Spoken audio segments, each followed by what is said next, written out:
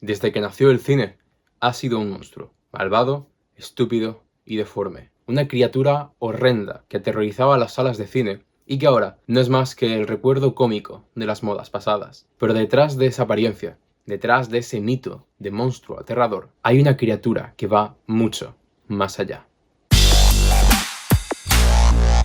Durante un frío invierno de 1816, un grupo de amigos intelectuales se reunieron en una casa perdida por ahí, en los valles suizos. Una de las noches, para entretenerse un poco, decidieron retarse y cada uno escribir una historia de terror para al día siguiente exponerla delante de los compañeros, inspirados por la moda de las historias de terror alemanas de aquella época. Por la noche surgió la idea, y el día siguiente expuso la historia al resto de sus compañeros, y todos quedaron maravillados. Así, un año después, publicaba la primera versión de Frankenstein o el moderno Prometeo. Sit down. Una historia considerada por muchos como la primera historia de ciencia ficción. Una historia sobre la moral en la ciencia. Una historia sobre la creación del ser humano. Y, cómo no, sobre Dios. Porque aunque todos recordemos, en mayor o menor medida, aquel científico extravagante y loco que reía frenético ante su creación, al grito de está vivo, con rayos por todas partes. En realidad, Mary Wollstonecraft Shelley no quería una historia sobre un monstruo malvado y simplón, porque esta, en realidad, va sobre cuando Dios se arrepintió de Adán.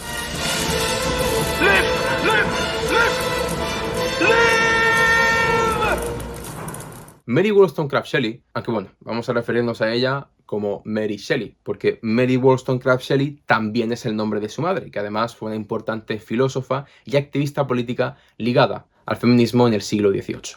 Así que Mary Shelley nació en 1797, por lo que sí, Frankenstein la publicó a sus 19 años de edad, y de paso marcó la historia de la literatura universal y también de la ciencia ficción. Recibió una buena educación principalmente gracias a que su familia estaba relacionada con el mundo cultural y con el mundo político. A pesar de ello, tuvo varias desgracias a lo largo de su vida. La muerte de su madre durante el parto, la temprana muerte de su marido, un parto involuntario y rozar varias veces la bancarrota. A pesar de ello, nunca dejó de escribir y dedicó buena parte de su vida a este oficio, aunque a día de hoy se conozca casi exclusivamente por haber escrito Frankenstein, o a veces ni eso. También es autora de otros textos importantes para la época, como Perkin Warbeck y Faulkner. Perdón, son nombres raros, me cuesta pronunciarlos. Afortunadamente, a día de hoy se está empezando a recuperar un poco más su figura, sobre todo dentro del ámbito académico, gracias a un estilo gótico muy marcado, al romanticismo y las dimensiones políticas de su obra, con un importante encaje feminista, herencia de su madre. En su momento, los críticos la rezagaron un poco, dándole más importancia a su marido, Percy, y sus descendientes, por algún motivo, intentaron limpiar un poco la imagen de la madre, y lo que hicieron en realidad fue desligarla de cualquier movimiento político, quitándole su dimensión política y por tanto su importancia literaria y simplificando el personaje. Afortunadamente, 200 años después, comienza a recuperarse su memoria. Esta historia no puede entenderse sin los dos personajes principales, a pesar de que uno de ellos siempre esté un poco más olvidado, y que sea de hecho el que da título a esta historia. Las veces en las que sí es mencionado o en las que sí es representado, no pasa de ser un científico loco, extravagante y tremendamente orgulloso de su creación. It's alive! It's alive! It's alive! It's alive! Sin embargo, Víctor Frankenstein no es así. Un joven estudiante de ciencias naturales con la obsesión de poder crear vida, culminar una investigación que le lleva merodeando la cabeza durante un buen tiempo. De modo que salta tumbas, salta a los cementerios y empieza a recopilar partes de cuerpos de cadáveres, partes de cuerpo muy concretas, para después de varios meses de trabajo poder admirar su creación. Al culminar su trabajo, Víctor Frankenstein reacciona asqueado, repugnado, arrepentido por haber creado lo que ahora tiene ante sí. Una aberración, un engendro, un monstruo. I will have revenge. Frankenstein! Durante la primera parte de la obra, en la que un marinero del Polo Norte nos cuenta el testimonio que le ha contado Víctor Frankenstein sobre lo que ha ocurrido en su vida, descubrimos que después de este suceso y un poco de tiempo después, Víctor entra en un castigo eterno. La gente a su alrededor empieza a morir, y él sabe que lo está persiguiendo su engendro, su criatura, su malévolo hijo. Y cuando por fin ya no le queda absolutamente nada, decide ir en busca de esa criatura, para poder matarla y así privar al mundo de esa maldad. Llega al Polo Norte, conoce al marinero y después de contar su historia, muere por una grave enfermedad que venía acarreando durante bastante tiempo. Es en ese momento en el que una figura antinaturalmente grande, corpulenta y de ojos vidriosos aparece. Esa criatura nos habla y entonces conocemos la misma historia, pero desde la perspectiva del monstruo de Frankenstein.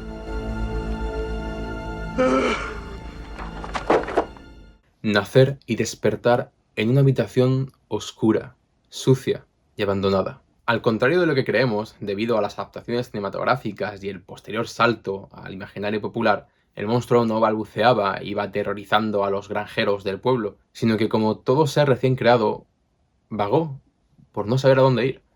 Vagó por los bosques, descubriendo diferentes formas, colores y conceptos, sumido en el silencio propio de una persona que todavía no conoce el habla. La gran sorpresa de esta historia, al menos para mí, fue conocer a un ser inocente y sin ninguna mala intención. Alguien quizás un poco ingenuo e inocente. Alguien que podríamos calificar como un niño perdido, asustado y que no sabe qué hacer. En su camino por el bosque, termina refugiándose en un cobertizo abandonado junto a una casa ocupada por una familia compuesta por un hermano, una hermana y un anciano ciego. Detrás de una pared, a través de un pequeño agujero, espía a la familia, los ve y también les escucha, sus conversaciones, cuando ríen, cuando lloran, cuando se preocupan. Escucha cómo la hermana narra algunas historias o lee algunos cuentos. Intenta ayudar escondido en las sombras, recogiendo un poco de leña, limpiando, y cuando la familia de repente no está, porque tiene que ir a algún sitio, se cuela en la casa y empieza a curiosear entre los diferentes libros que hay y conoce la historia de la humanidad, maravillándose por los momentos más bellos y entristeciéndose ante la guerra y la muerte. El propio monstruo nos dice: a través de este libro obtuve una panorámica de la historia y algunas nociones acerca de los imperios que existían en el mundo actual. Me dio una visión de las costumbres, gobiernos y religiones que tenían las distintas naciones de la Tierra. Oí hablar de los indolentes asiáticos, de la magnífica genialidad y actividad intelectual de los griegos, de las guerras y virtudes de los romanos, de su degeneración posterior y la decadencia de ese poderoso imperio, del nacimiento de las órdenes de caballería, la cristiandad, los reyes. Supe del descubrimiento del hemisferio americano y lloré con Safi la desdichada suerte de sus indígenas. Con el tiempo desarrolla cariño y se siente parte de una familia que en realidad es la única que jamás ha conocido. Entonces decide dar un paso, ir un poco más allá y presentarse. Y efectivamente, cuando se presenta como una persona amable y alguien que puede colaborar y ayudar a una familia que siente como propia, ellos ven los ojos muertos, carne putrefacta. Ven a un monstruo que es una completa aberración.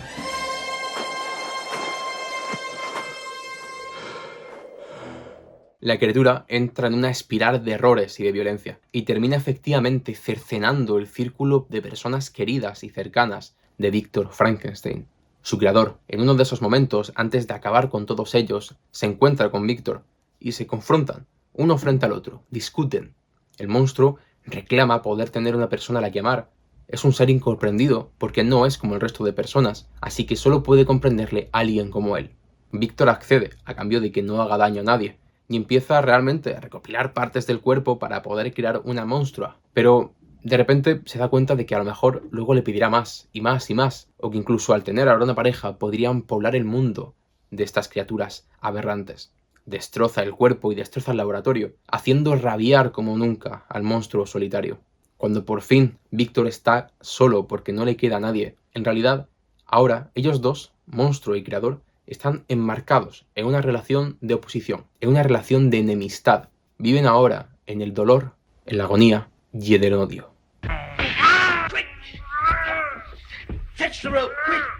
Aunque parezca casi imposible de creer, durante el testimonio que da el monstruo de Frankenstein, encontramos una versión completamente opuesta a lo que nos había relatado el creador, el científico. Encontramos a un ser que en realidad es sensible, que es reflexivo Y aunque parezca tener la inteligencia y el conocimiento de un adulto brillante, sigue siendo un niño inocente e ingenuo que se sorprende ante las más pequeñas cosas de la vida y que sigue siendo inocente e ingenuo, por muy malvado que pueda parecer por sus acciones y por su degeneración moral.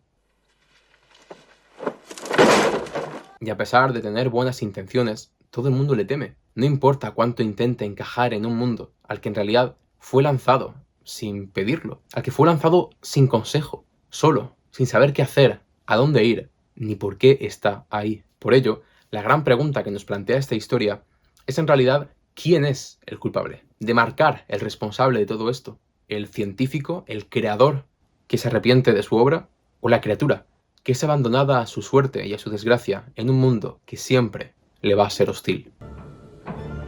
It's alive.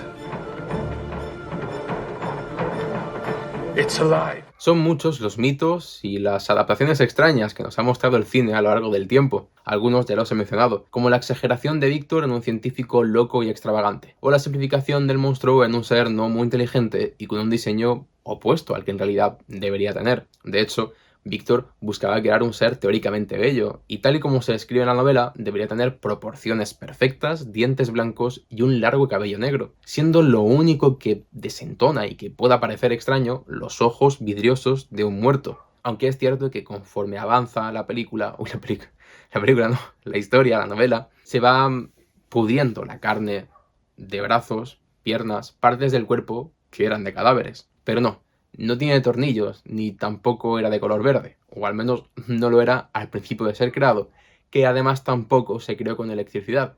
Se supone que es un secreto, y nunca nos cuentan exactamente cómo consigue darle vida a la criatura.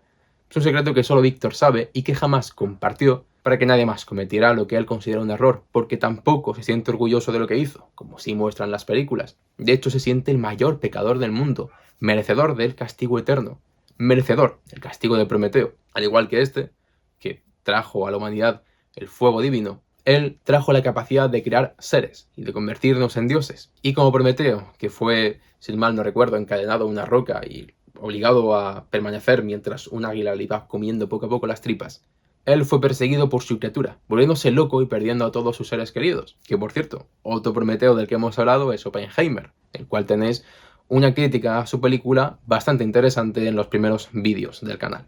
Desgraciadamente, estos y otros cambios, decisiones artísticas que puedan ser parte de la visión del director, al final acaban por simplificar una obra que es bastante compleja y con muchas dimensiones políticas, y que debería ser una experiencia completamente diferente a lo que en realidad todos tenemos en la cabeza cuando pensamos en Frankenstein y en su monstruo.